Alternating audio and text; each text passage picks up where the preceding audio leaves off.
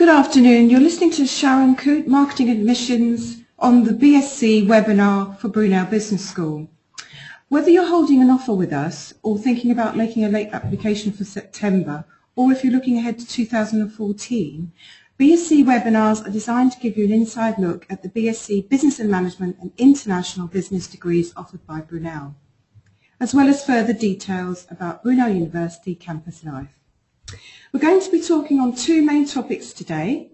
The first topic is about student activities with the Student Union, and then at 4:20 we're going to be talking about BSc Business and Management General Business route as opposed to taking the International Business route. We're going to be looking at the differences and the benefits and the features, as well as how these degrees are received by employers.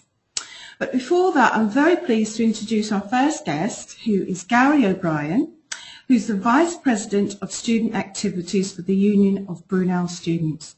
Now, Gary is going to be talking about the many activities that are available on and off campus. So very welcome to you, Gary. Thanks for coming along today.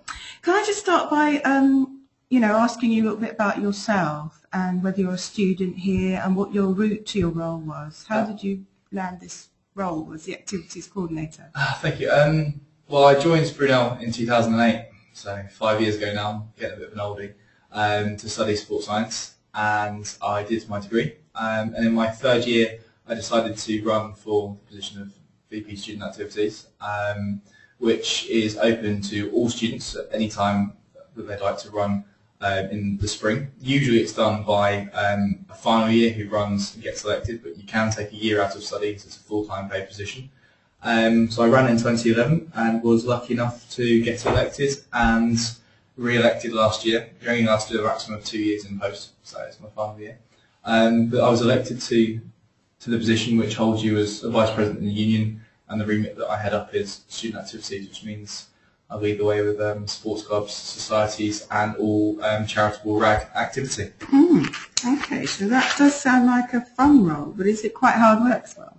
It's definitely the fun role out of all the positions. So you have President, VP Academic Representation, VP Community Welfare, and then myself. It is quite demanding. We had 52, we were expanding to 54 sports clubs in the uni, of which there are about 80 teams.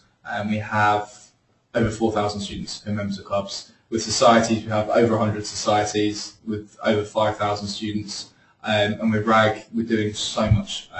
In my time with RAG, I've skydived, bungee jumped, climbed Kilimanjaro twice. We do a heck of a lot. So what is RAG? What does it stand for? RAG stands for Raise and Give. It's basically a good abbreviation for charity. I know that. Very good. Something. And you can notice it on around campus with the red shirts. But what we do is, whether it be a cake sale, going into the community and doing work with them, or going internationally, as I say, climbing Kilimanjaro. We're doing this year on top of Calli, a bike ride from Vietnam to Cambodia, all for Child Reach International, that charity. And how would one get involved in that? I mean, will it be available for the students starting in September? Yes, as to what trip we do, I'm not sure. It could be changing to doing Mount Everest Base Camp or Machu Picchu. We're not 100% sure yet, but you can notice them at Freshers Fair. You can get in contact with my predecessor who will be taking over, or any one of the RAG team. They're really visible in their red t-shirts, and the opportunities that we provide are for everyone to get involved in, to do something at university that they won't have the opportunity really to do outside of it, to take a really big leap. But as I say, Freshers Fair is the best time. It's when all the clubs and societies come out in force and show what they're about. And we had about 7,500, 8,000 people come through the doors of Freshers Fair. So what is that really? What's the Freshers Fair? Is that like if I remember, it's some sort of exhibition in one of the halls here? It is. It's in the Indoor Athletics Centre. This year it's going to be on the 17th of September, Tuesday 17th. And we just have tables everywhere. It's a massive, massive fair, as it suggests. And we advertise everything we do here. It's mostly all union. So whether it be nightlife, the support services that are there for you, we get a few external sponsors in. So every student wants to know which is the most popular Chinese takeaway and where the nearest Domino's are. We have those come in. But then our club and societies have stores up to advertise themselves, to try and get some sign-ups. We have demonstration areas as well. And the really good thing about our club and societies, they're all student-led. All the committee members who will come and liaise with me in the student activities department are the ones really leading the club. We help them on the governance point of view and with strategic development, but they're the ones that really do it. And set it up. It's Yeah. fantastic. So clubs then are more sports, are they? Or Yeah, then the societies are more the other stuff? Yeah, there's a slight difference in definition. Clubs, teams, sports, mostly that compete. They don't have to compete in the university leagues, but they have elements of competition to them. Societies are usually sharing common interests. We have so many. We have ranging from all your faith and cultural societies, all your celebrations in different countries around the world, to as extreme as Harry Potter Society, Disney Society, your tea society, everything like that. I saw the Zombie Society. Probably the less we say about that, the better. They're brilliant. Really? They're so active, they're so engaged, and they just love to have a bit of fun, and the makeup they do is fantastic. Oh, right. Okay. Less said about that for me, the better. But there's so many things, isn't there? I mean, you've just got so many choices. Absolutely. So, I mean, if one wanted to set up a society, are there health and safety issues and stuff like that they've got to go through? Oh, there are, but it's so easy to do. There's a form, Institute Activities, that you can fill out, which says you want to set up a society. You basically brief us on how you want to run the society, what it stands for, what it's about. And all you need is 10 students, that's 10 out of 15,000 people, to sign it to agree with you that they want the society to set up. Then come in and meet with us. We'll help with the logistics of it, with basics around any health and safety issues that there might be, what facilities they're going to need. And we would put the society or the club on probation once it got confirmed by our society field committee or our sports federation committee, again made from students, elected by students as well, just to see if we're happy for it to go ahead. If we're happy to go ahead, they have a probationary period, and then by the end of the probationary period we can look to see if we can get people in, get a budget set for them if they need a budget, and get them integrated. Last year we had about 95 societies. We've got at least 10 more this year, 2 more clubs in the last few months as well. So it's forever expanding. Great, great. Okay, just to remind our listeners, you are welcome to put your questions through to us by typing in the box on the screen. And you can ask Gary anything you like about whatever club or society you're looking to find, or anything you'd like to do or set up. Please let us know. So really, Gary, I was just going to ask what sort of things you got involved in when you were in your student days. What were you doing? My main passion was squash. I actually missed Freshers Week. Unfortunately, I was in hospital from illness, which was a bit of a shame, but my contacts were amazing.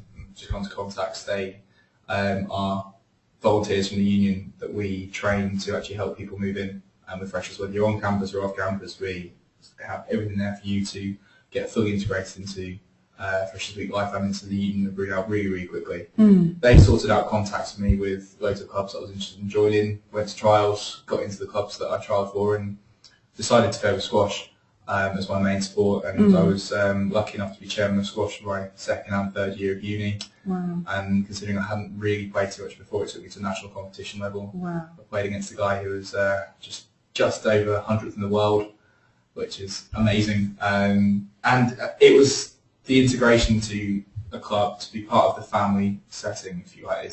They really are your best friends that you form, whether you're part of a club or society. Yeah. And seeing how much more value you can get from your time at Brunel outside of academia that actually made me want to run for this role. And all sports clubs and societies, especially sports clubs, from my point of view, are just a massive family. And whether you do prefer societies or clubs or volunteering with RAG, you get involved into a really tight-knit community, and it really does shape your university experience. And I think that's part of the reason why we're a top 5 UK union. Yeah. So. I was going to say that, there's this thing about work-life balance for people that are working, and I really come to understand that it's so important, and it's really important when you're studying, that if you're always in your books and it's constant,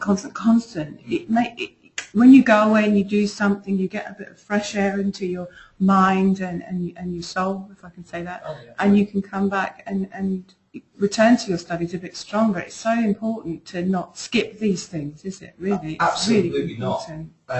We have our VP Community Welfare, who for next year will be James Ward, who's the current one this year as well. We have Mental Health Awareness Week, and it kind of reinforces how important it is. And I, probably more so than many people, because of the amount of couples societies that we have here, the biggest advocate for this balance. I could be honest and say I probably was using my academia on the side of the squash commitments at sometimes, but it is so important, and it gives people such a greater sense of satisfaction and motivation in the work they do to get involved in it. I can't recommend it enough. Yeah.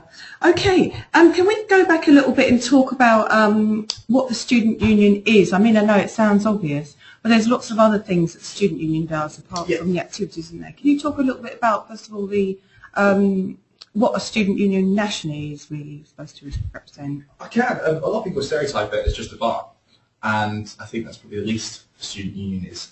We're slightly separate from the university, although they're the ones that give us the pot grant. Thank you, Brunel, for the pot grant we get. And we're there to provide support for the students. As soon as they come in, unless they opt out, they are our students, and we're responsible to care for them as much as we can and ensure that they have the best experience and support going through university life. We have everything, obviously, student activities on the side for everything extracurricular. We have our Advice and Representation Centre, which is there for support for students, whether it be with finance, with anything to do with academia, with housing, everything possible. The people that work in that department are absolutely fantastic. Through campaigns that the office has set up and through structures that we've pushed for, we have our school reps who are student elected again to basically give an analysis, if you like, on how students are satisfied with their course, what they're finding good, what they're finding bad, and giving feedback to us to try and help shape campaigns and the way that we support our students around their learning needs, which is a fantastic thing that's set up and shapes the learning experience of students in years to come. So maybe the business school 5 years ago will be completely different to what it is now just because of the feedback that students have given their student reps. Right. It's certainly the case in sports science from when I was a fresher in 2008 to now. I couldn't probably carry on. We have everything to do with media as well. Student media is very large here. What does that entail? Well, you're talking about the radio? We have Radio Brunel, Ghoneim, which is our newspaper. There's many opportunities for people to get involved in that. We had 320 people involved this year alone, producing, if you want the facts, 11,500 copies between September and May. And with our website, again, is student-run, having 513,000 hits online. It's a chance to get people to practice their skills. Again, this is practicing stuff outside of academia, but if they are doing journalism or creative writing, they've got a chance to further enhance their skill set and their employability. And there's loads of campaigns we run about alcohol and drug awareness for any parents that are listening and worried. Mental health awareness. We have a couple of weeks that we really, really love. One World Week and FACE. Yeah, tell us more about One World Week, because it is quite a big Brunel thing, isn't it? It's fantastic. It's just a bit crazy for a week here. It's usually in February, and One World Week is exactly what it says in the tin. We're celebrating Brunel as one. I think the main motto for it is One World, One Brunel.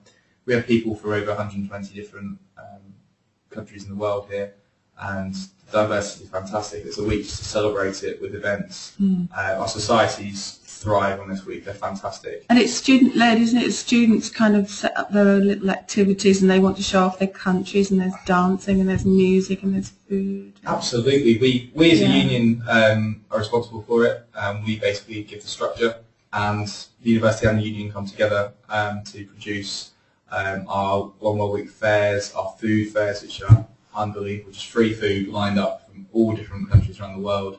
And it's a time of the year where, not that there is really any problem at all with any problems with new culture, but it's a mass celebration, everyone learning more about each other, and I think it's quite a strong message sent out that we're not here to advertise just ourselves, it's sharing each other's cultures and celebrating that. So a lot of people would have come from cultures or places around the world, but they don't have that diversity, and that's a week that it's just amazing. That is one of the strong things about Brunel, is that we are so multicultural. I mean, we're serving London, so London's multicultural anyway, so you've got people coming from various different cultures who are British anyway.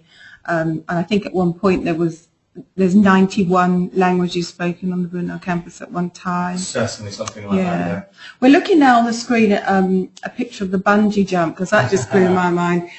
you know, going about my business quietly, and all of a sudden you just see this crane outside of the sports hall, and people are literally bungee jumping from cranes on campus.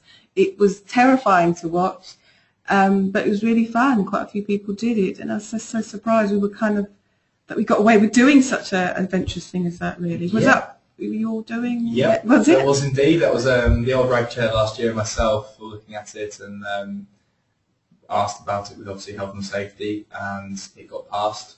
And it's just something extra, again, adding to the student experience, giving them something that they wouldn't usually do on their doorstep, as we love to do at Brunel. Yeah. And I could safely say that from the top of that crane, the view was pretty nice. Did you do it? I did it in a Superman onesie. And I did was that you? I did the one-half Superman dive out. Yeah, that was me. I was going to put that picture up, but it was a bit large for the... that's brilliant. Okay. Yeah, well, you know, we could talk to you for such a long time. There's such a lot of things to cover. But, I mean, just as a last question, you mentioned, like, running for this office. Yes. Could you just briefly tell anyone who might be interested in doing that? Because it's so competitive. I had a guy who and he gave me such a spiel, like a Conservative politician, and he remembered my name. Which is and good. I'm a student as well here, so I voted for him. But it was just so many people wanting to these offices. Why is that? Why is it so popular? Because of the experience it gives you. I think a lot of people are here. It's not just officers that you can run for. I mean, you've got student officers, you've got student chairs who do voluntary basis and cover certain remits. So in my remit, I cover sports societies and RAG. I have a chair for each of them that lead the committees. But you have about 10 of those in the union. But then you can stand for student assembly, school rep, senior rep, the committees of each the chair takes. It's so competitive because people really care for this union. As I said before, we're a top 5 UK union based on satisfaction. Right, and people see not only the fun that we have as officers, but because of how tight-knit Brunel is and how much they care for it, they want to stay. They want to get involved, and they want to not only get the best out of their time, but give that back to all the students. And it reinforces the community feel we have here. Everyone here That is a big word, isn't it? It's about Brunel's community. It really is. It's the thing that really strikes people on their first day when they come around, and to any listeners that haven't come around to Brunel, just turn up. And it's a closed campus. Everyone here is smiling, and it's the first thing that I noticed when I came to Brunel. It's the first university I looked around and I said straight away it's my number one choice. Yeah, I think also the location, the way it's laid out, because everything is central, and sort of everybody sort of, I say squeezed, but because they're not, there is room, but it's all concentrated into that main hub area, and it keeps people connected, doesn't it? It does. You can't go through campus without seeing people and stopping. Yeah. It should be a 10-minute walk through campus, and it will take you half an hour sometimes. Yeah. But going back to the elections, we have elections for the committee members of each remit and student assembly in the autumn time. Goes out to vote for the whole university, to every student who's a member of the union. And then the big one is always in March, when you have the big elections for the chairs and for the trustee positions and the officers. And that week, as you will know, is a sea of colour, campaign T-shirts everywhere. But everyone's stuck to a budget, so it keeps it fair. For officers, it's £100 of your own money. For chairs, it's £30 plus printing credits. And you stick to that, and it's made the best man or woman win. And I was happy this year not to be part of it. 2 years, they were fantastic. The first year, fantastic. The second year was a bit of a headache, so I was trying to work on top. And to sit back and, well, I say sit back, we were on the elections and referendum committee governing the elections this year to make sure it was a fair election, etc. We had 2,500 people voting, which is a fairly good number. It's about 17% of our student body, but we want more next year. Oh, more, yeah. I want to give 3,000 next year. Yeah. Well, you know what? It's been really, really good to talk to you, and thanks so much for coming along. And can listeners tune in to Brunel Radio? Anyway? Or they have to be on campus? It'll be stuff. No, it'll be on campus. It's online. It's Radio Brunel. Just Google it and you'll find it. But it'll be starting again, hopefully in September. When the new students and committees are elected. But if any students do come, which I cannot stress enough, the importance of coming to Brunel. It's amazing. They can definitely listen there. Yeah, that's great. Thank you so much, Gary. Thank you very much. Thank you. Thank you for coming on. Okay, right. I'm very pleased now to be joined by my next guests, who are just taking their seats as we speak. And We're going to be talking about the all-important degrees. Back to work. Thank you, Gary. Thanks so much. Okay, right. I'm very, very pleased to be joined today by not one, but two of our esteemed academic tutors. We've got Dr. Ahmad Ghoneim. He's the soon-to-be new head of UG study at Brunel Business School. And I'm also joined by Calli Amiras, who is our careers consultant for our award-winning Brunel Placement and Careers Centre. I'm also joined by Dr. Satwinder Singh, who many of you might know from Open Days. He is the course director for BSc International Business. So we're going to be talking really about two main pathways. I'll just refer to them sort of as the general management options, if you like. We've got business and management, general pathway, and international business. So can I just turn to you first, Dr. Ghoneim? I know you as Ahmed, but yes, keep it nice and full. Can you tell us, first of all, what, for people who haven't been studying A-level business or BTEC business, what sort of things, what are we really looking at in the first year, those modules? What are they really about, those modules? Just if we run through those very briefly, what can they look forward to studying in those foundational modules in first year? Indeed, that's a very important question. Well, basically, for those who are joining us from various backgrounds, we need to ensure that they're having a breadth of knowledge and introduction to the various management and business areas. So, for instance, they will be introduced to management inquiry, and this is a very interesting topic whereby they need to do the transition from being a school student to becoming an independent learner. So there are various skills that are required in order to achieve this. And we have one specific module called Introduction to Management Inquiry that will enable them to acquire these various skills. So these are statistical skills, presentation skills, communication skills, and writing academically, which is something that will run throughout the whole of the 3 or 4 academic years. Right. And then there's another module that discusses the organizational behavior and analysis, trying to know more about how organizations are developed, designed, how they operate, the various styles and theories that can be adopted. So this is a very key underlying point. And then information is a key thing that everyone is going to be dealing with. So how to manage information with technology. Again, that's a core module that will enable students not just to learn how to use technology, but acquire statistical skills that will help them during their 3 years as well as their final year project, which we might be touching upon later on, and using sophisticated statistical techniques and packages such as SPSS. Some of you are listening to us at the moment might be familiar with using Microsoft Excel, but this is something more advanced that will be more appreciated by yourselves as well as the other organizations where you'll be working with soon. Then, 3 key fundamental areas: accounting, marketing, and international business. So you'll have an introduction to accounting, so how to deal with financial data, actually introduction to management accounting, how to report, how to analyze the information, especially the numbers, and then knowing the underlying theories of marketing, especially the marketing mix and how it's being used or can be used in various sectors. And then finally, the international business environment. Of course, I have Dr. Satwinder, who is heading this subject. But again, looking at the political and economical factors within which organizations can work both nationally and internationally.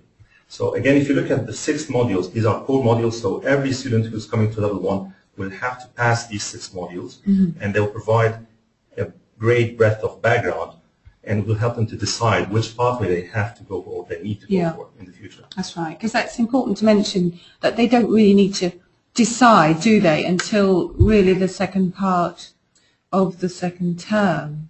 It does help us to know, which direction the students are going in, but they don't actually have to decide until the end of the first year. Yeah, you're right, absolutely right. Some of the students come already with a background and they have already made their minds up. Funny enough, sometimes when they finish the first year, they start to have another thinking of it, whether it's about accounting, whether it's general management, or it's marketing now. So it's good to have predetermined view or to know where you're heading. But again, don't be rigid, and you have to keep the options open. That's right. Until you really experience the modules and have a discussion with the module leaders and pathway coordinators, and they're all open to any approach for students. Because I mean, by the time you've got through, the reading and the assignments, you'll be quite changed, won't you? Indeed. Can we just go back briefly on the accounting? Because some of the questions I get are often about maths, and people say, okay, you know what, do I have enough maths to do this degree? Could you just kind of indicate, that the level of maths that's going to be used? What sort of maths are they going to be using in this area? I mean, it's not going to be more than a GCSE level, isn't it? And also, we do give a lot of help within the university to maths. So that's another reassuring thing. So if you feel that you're a bit rusty with maths, you can always brush that up in our learning centres in the library, and there'll be help in-house as well, won't there? Indeed. Yeah, I guess. Oh yes, please. No, I guess that's right.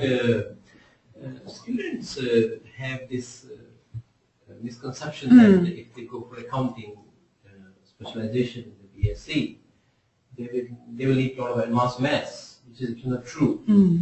If they have done elementary maths, O levels, they should be able to manage. Okay? Certain level of numerical understanding, it helps. Clearly, accounting is all about numbers. Okay. But clearly, we don't use techniques like calculus or geometry or trigonometry. We use the simple logical numerical expressions. So yes, some numerical background will help, but if they haven't done maths in the A levels, nothing to worry.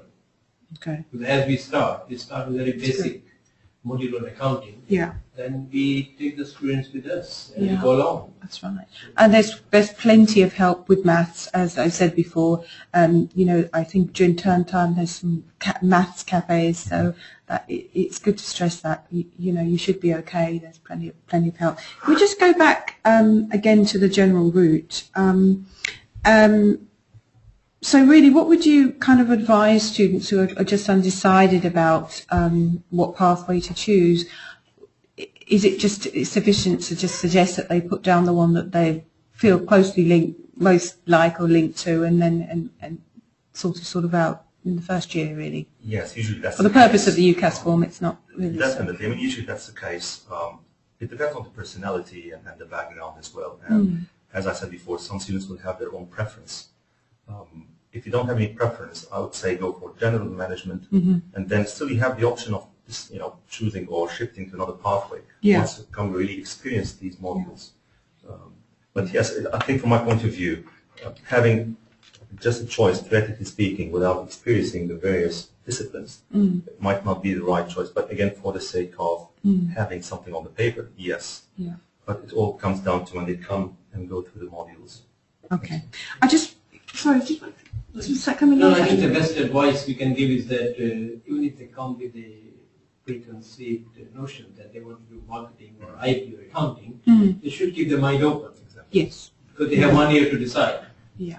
And at the end of 1 year, we do have a special session in which we explain all the pathways systematically. What happens is that in this big meeting, all the 4 pathway leaders go in and they explain what each pathway is all about. And then that's the time also they can make up their mind. Right. They may have some idea, some hazy idea, but that meeting should clear it out. Okay. So although they may come with certain preconceived notions, they should keep their mind open. Keep your minds open. Can I yeah, sure. I was going to bring you in. Oh, thank you. Can I talk about it from a careers perspective? Yeah, sure. I think so often students, when they first arrive, are very concerned that if they make a choice, say to go for a business management general, that it will then preclude them from careers in the future. And that is definitely not the case. Right. That whatever choice they make, whether it's accounting or international business, they can still go into that pathway eventually when it comes to their career. And because employers are looking for the general degree and the background rather than a specific pathway. And so it is important for them to choose the option that they are likely to enjoy the most and to be best at. Because at the end of the day, employers are looking for good results, right, more than a specific pathway. So I do have some recent destinations of our graduates here with me. And so, for example, under international business, I have investment banking, I have policy assistant for the Department of Work and Pensions, I've got international manager for Voodoo, I've got managing director for KHMS Global Recycling, I've got an HR analyst for Standard Bank. Now there you go, HR analyst. But that's not necessarily a specialist area that's coming out of international business, but it's still something that is possible. And we do have accountants who have done business and management, have gone on to work for accountancy firms. So I think it's quite important to stress that the specialist pathway doesn't mean that you are absolutely fixed for life. No. It's more about the area you enjoy. Okay. So when you see employers, do they ever ask, I'm looking for a particular student with this particular degree? Do they say, okay, I've got a banking position, marketing banking position, I'd like somebody who's got international business? They might say, we are looking for somebody with good finance skills. If it is an international position, they might look for additional language skills. They might favor the international business because they've been exposed to more content to do with the international environment, but they wouldn't specifically ask for international business. If they had a choice between 2 or 3 candidates, and the one candidate presented an international academic content as well as, say, an additional language and had work experience in an international arena, they would definitely prefer that candidate. So how do they differentiate between all these general business graduates then? How do they recruit? Are they looking for that extra? Is it then the work experience and the skills and the voluntary stuff that they're doing that differentiates it? Definitely. At the moment, in the last 5 years, work experience has become hugely important. And I have some stats again that are hot off the press in terms of graduates who finished a year ago, and the experience that they had in taking up a placement has made a huge difference to their employment outcomes and to their salaries, to their starting salaries. That's right. So so if we compare business and management and international business, the outcomes are more or less the same. Interesting. In terms of salaries, the international business is slightly higher, but I think this is just only about £500 in terms of the average salary. In terms of, let's have a look if there's anything else I can bring out. In terms of the actual outcomes, 60% of the business and management general were in graduate level employment, which would be a top category employment, as opposed to international business that was 66%. But I want to stress that this is this year's statistics. And it could differ slightly next year. So this is just a snapshot, really. No, that's very helpful. So the message is really, I suppose, like your A-levels and your BTEC choices, you go for what interests you and for what you have demonstrable aptitude in and do well in it. That's right, because employers select on the basis of a 2-1, so it's really important to achieve a good academic result in order to start off the selection process. And after that, it's about work experience and about additional activities. You heard the president of the student union speaking earlier about all these activities on campus, and I think those are hugely important. Yeah. I think we should also bear in mind that it's good to have a degree with specialization, but most employers, they have their own training programs. So yes. That's a very important point, because what they're looking for is a student with a good degree, good BSc management degree. and then they take them on to the training programs, and then their career progression can start from there. So all the specializations help, but bear in mind that companies do train all the recruits in the way they want them to train. Okay. So just getting back really to the differences between the two degrees we're talking about today, can I go back to you, Dr. Ghoneim? Can you just take us through the special exclusive modules that they're going to be covering on the general route? I can see here that at level 2, they've got operations management, managing change and creativity in organisations, and project management. I think that the first and the last are quite self-explanatory, but Yes. what would they be covering in managing change and creativity in organisations? Is that more HR or Actually, it's how the title describes it. It's about managing change, which is really inevitable in today's working environment for businesses, both locally and globally. And it's not an easy topic, actually. So managing change involves, again, human and organizational issues involved, and then how to manage change, as well as providing ways for employees to become more creative. So how to nurture the creativeness within your employees, how to manage the whole process of enabling those employees to think critically and provide solutions. So the whole module is focusing on the importance of information and creativity, in addition to the actual individual, the personnel that come up with the solutions. So together they combine solutions, creative solutions, within a time of change, and you keep on changing.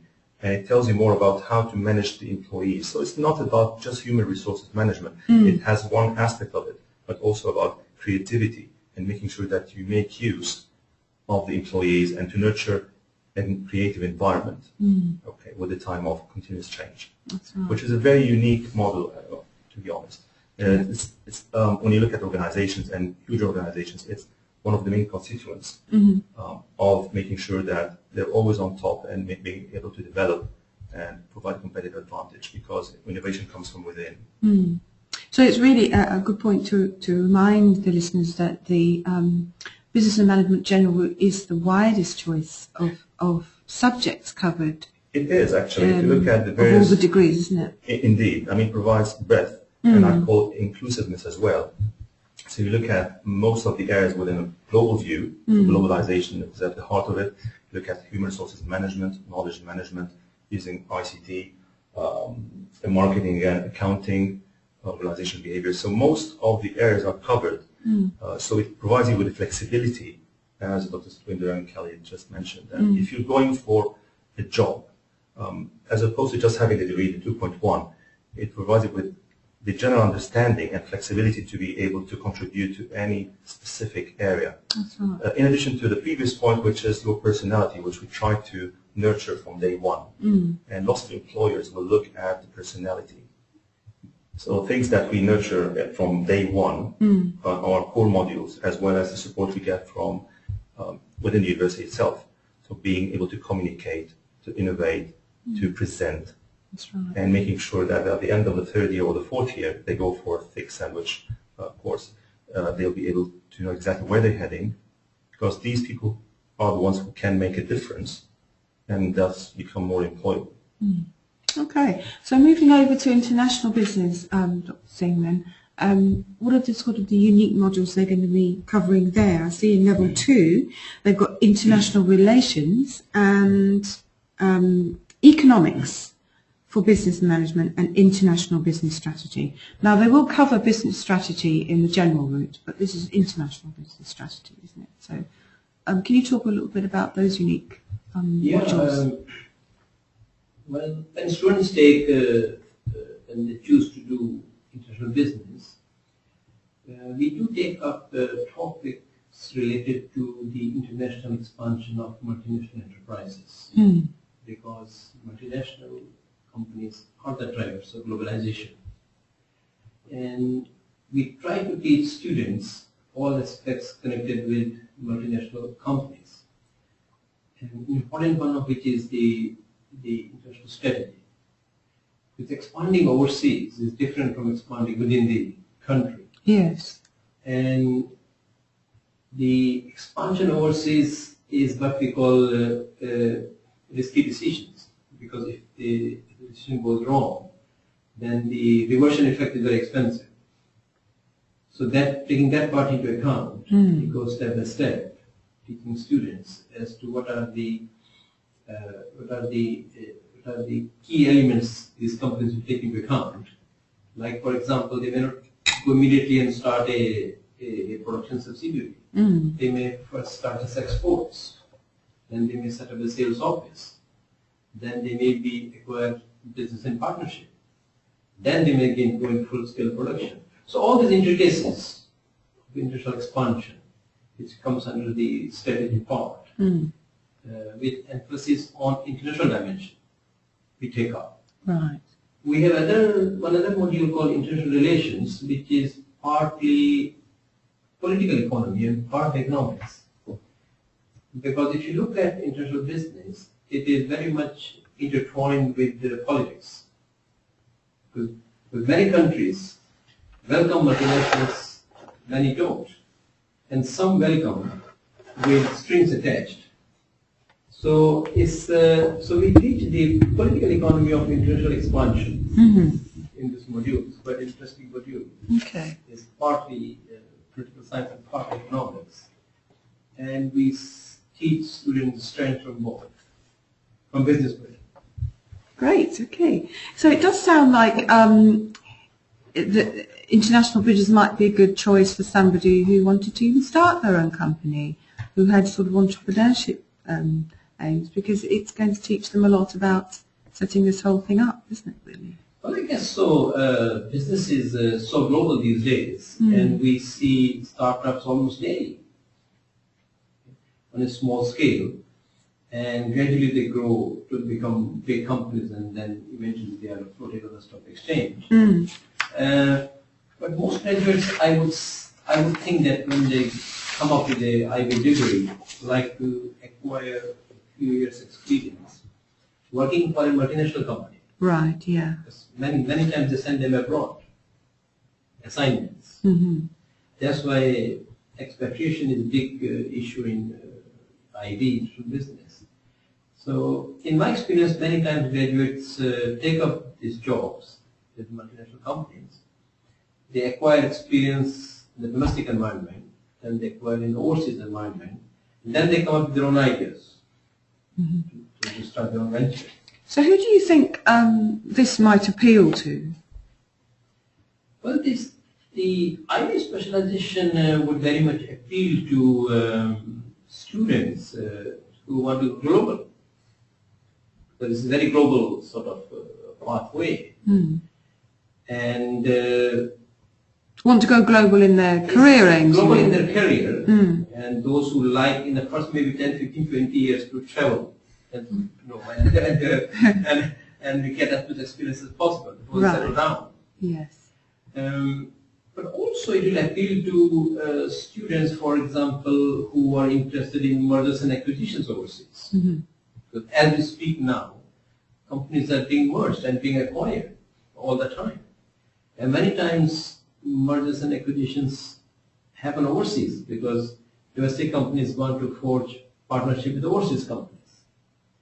So it will appeal to, I think, to students who have a global career in mind, but to also those students who may work initially with the national companies, but bear in mind that all companies expand. That's how companies become multinationals. So even today, they may not be multinational, but maybe in 3 or 5 or 10 years' time, the global pressure, they force them to become multinationals. And if students have a degree in IB, they can come up and say, oh, hold on, I studied this, I understand this aspect, I understand international strategy, I understand the political economy of it, so I'm more suited for the assignment. So it's quite a versatile degree. Right. Okay. I think equally smaller companies, because of the ease of setting up companies on the internet, smaller companies have become much more exposed to the global environment. So I think it's not only multinationals that require that international background, because nowadays people trade so quickly with countries Very and good. source products Mhm. from international Yes. areas. Yeah. And so that sort of, we do have some of our students who set up small businesses online and can become global very quickly. So that's another Very angle. good, very good. In technical language, we call it vertical and horizontal linkages. So, as my colleague said, many small and medium-sized companies, as we talk now, either have established links overseas or are in the process. So, IB specialization helps to understand the intricacies of these linkages. Okay. I mean, that's a good point to mention that there has been an addition to the IB degree, hasn't there? I mean, now you're bringing in entrepreneurship and small business ventures will be an option for the level 3 students in international business as well, which is available to all the pathways. So they all have the opportunity of learning this fundamental thing about how small business operates. And I understand that we are losing the European Union module in its place. So Yes, that was very hard just to choice update make. this. Yes, I can A hard choice imagine. to Yeah. make. And after a lot of discussions on balance, we decided that entrepreneurship is be more beneficial to students. Yes. Because we already have, as we discussed earlier, we already have a module in international relations, in which we are covering parts of political side of the things already. Right. So on balance, we thought this is a better module. Okay. So sadly, that had to go. Okay. Great. I mean, I could just spend ages talking to you. It's very interesting to learn about. It's like being in a lecture myself. I love it. I love it. I'm just thinking if we've got any questions coming through. We'll just carry on talking here. Yeah, I mean, I think it might be a good point to mention business life because it is really such an asset for the students. Business life is the employability skills program exclusive to the business school at the moment. That's designed to help build your skills, to introduce you to sector leaders who will be coming in to talk to the students. It'll build your confidence in your skills. We do a skills audit. We find out whether the students feel confident in talking and writing, all sorts of wonderful things. So it's an extracurricular program. It isn't compulsory, but it is free. And it does run through the whole program. So as well as getting all the knowledge, the academic knowledge, you will be getting this valuable sort of business skills development program absolutely free. And I really encourage you to sign up if you are thinking about coming to us. Do sign up, you know, to the emails and to the events because they're free and they're so valuable. You'll come away with something every time. I mean, there's technical skills, isn't there? The introduction to Sage accounting and also introduction to Excel, which is so essential for students. So, and I mean, I would add as well, if you can learn to type, go for it. You will never regret it. So, and I would like to encourage students to immediately try to climb on board in terms of any opportunities for employment. Because yes. in the last 5 years, employers have increasingly been asking for work experience. Even at the stage of a summer internship, they seem to be looking for previous work experience. Yes. So anything Wow. you can do to come in with something under your belt Yes. is a very good idea. And then while you're here at university, if you haven't managed to achieve anything before you start, is to take advantage of all the internship opportunities that are advertised through our Placement and Career Centre, as well as any language courses that you might want to be able to do on our language, IPCLC Language Centre, particularly for those wanting to do international business. It's a huge asset to have another language if you're going to be travelling to all these countries that Dr. Singh was talking about. Yes. So that's my big encouragement. And obviously, if you can undertake to do a sandwich placement, as I said before, it has huge benefits in terms of salary increases once you become a graduate and get a graduate job. And that happens every year. We see that in our statistics, that students who've undertaken a placement always consistently achieve a higher salary level, and a high percentage are in graduate level jobs. That's right. And while you're pursuing all these work experience things, because they are quite competitive, you do have to keep working at them.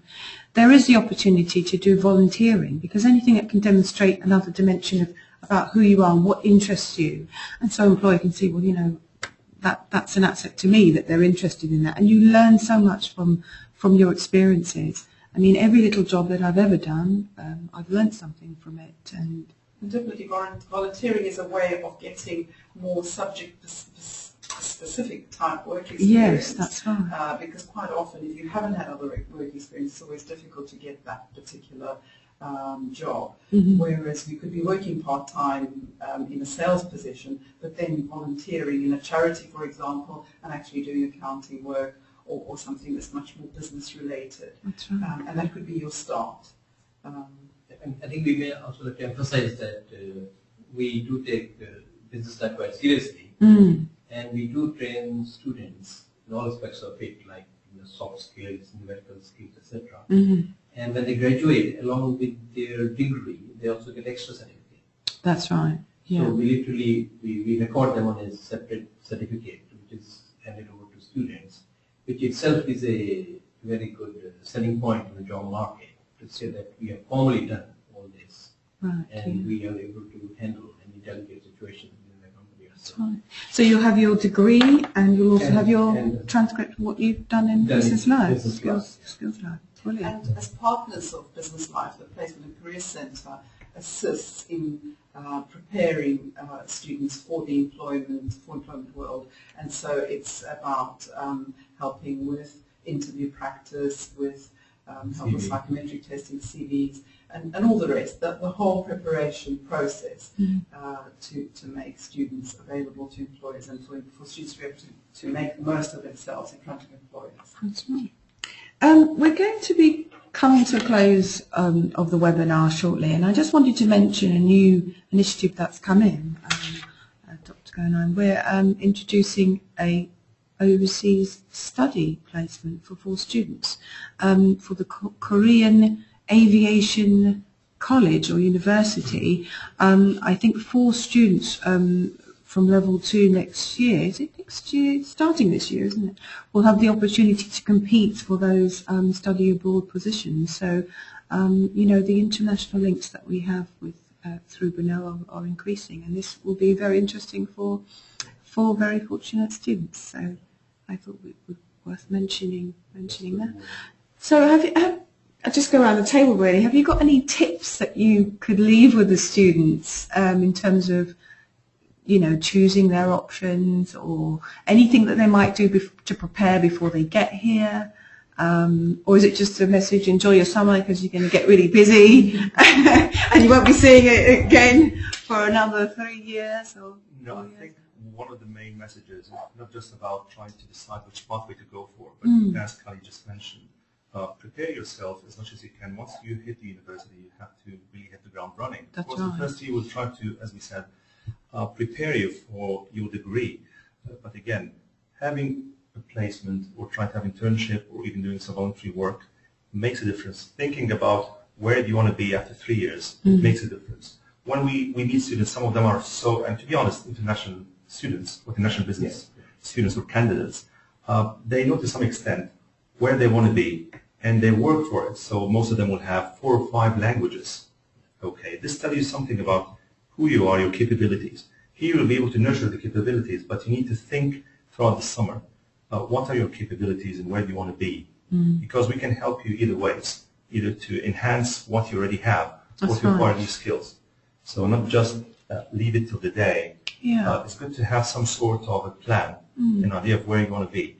Then when you come, things might become different, as we said, depending on your experience within the various pathways or modules. But then try to make use of your time during the summer. If you're not good in math, why not? Try to, read some more, try to enhance your capabilities. That's my suggestion. And Dr. Singh? Yeah, I would like to supplement what my colleague is saying here. One piece of advice that I can give to students is that acquiring a formal degree is very good, because that's a proof that you have gone through all the difficult hurdles and you have acquired the theoretical knowledge of the subject, some practical as well. But I think it's very important as well to open up your horizons to general knowledge, to the business world. Yes. Not necessarily international business, but business in general. And the way I tell my students is that they should start reading, in addition to their textbooks, maybe one good business daily, for example. That's like right. Financial Times, for example. Or a weekly like Business Week, for example. Because the knowledge in the textbooks get old as textbooks get older. But the fresh knowledge about the business world is out there. And in the digital world, they have access to all this media very quickly on their phones, on iPads, on their PCs. So my advice would be, all right, you're coming to do a degree, welcome. Start to think how you can expand your horizon, your general knowledge. So when you face the interview, when you hit the interview board, all this knowledge acquired in the university will come handy, but what will also come handy is the general knowledge about the business. That's right. So that advice I would give, that they can start to prepare from day one. And nothing much special, just to keep track of the business world events so that they are in touch with what's going on in the business world. So that's the one tip I can give before they come and after they come here as well. It's very good advice. Can I introduce a final tip? The other day I heard a comment, the first year is the new final year. Ah. And I think this is because employers are wanting so much more from graduates when they finally get them, that it means that you can't afford to waste any time. As soon as you get into your first year, you need to be applying yourself, both academically, but also in terms of getting work experience, seizing any opportunity you can to enhance your skills and to really get on board in terms of whatever's on offer. So don't think that the first year is a wasted time. It's time for you to go out and have fun only. Yes, it is, because that's part of developing your skills as well, but it's also really, really important to using that time. Yeah, to use that time. I mean, we do have a lot of opportunities, even within the business school. We have Business Life. We invite students to join us as Business Life ambassadors, you know, to help out with the admissions and the marketing and connecting with the students that are thinking about coming to us. And it's all, they're so hungry for doing these things. And to be honest with you, they really make such a big contribution, don't they? And students like to talk to other students. We like to, I mean, they should come here, get a good degree, but at the same time, they should not forget to get the other side of it as well, and they should also enjoy their life. But as we say, when the going gets tough, the tough get going. And I always tell to students that do the things you think you cannot do. Exactly, because that's where you grow. That's where you grow. Exactly. That's the final message. Yeah, I mean, I would say to students, you know, time management and administration, you do have to manage your degree as well. There's lots of messages here and there. You have to keep up with your timetable.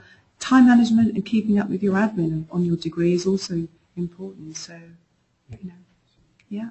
Well, I am so delighted and to thank my guests today, Dr. Ahmad Ghoneim, Calli Amiras, and Dr. Satwinder Singh. And thank you also for listening. The next webinar will now be July, so do stay tuned for that one. Thank you very much.